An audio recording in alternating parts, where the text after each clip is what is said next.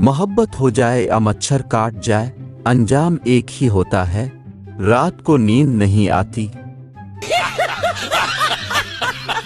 माँ बेटे से, बेटा सेब खाओगे, बेटा नहीं। माँ बेटा आम खाओगे, बेटा नहीं। माँ बाप पर गए हो चप्पल ही खाओगे। एक आदमी आधी रात के वक्त एक वीरान गली से गुजर रहा था। अचानक उसने एक मकान में बातों की आवाज सुनी।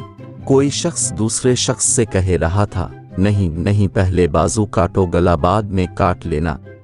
इतना सुनना था कि इस आदमी ने दौड़ लगा दी और सीधा नजदीकी पुलिस चौकी पहुंच गया और जाकर सारी बात बताई।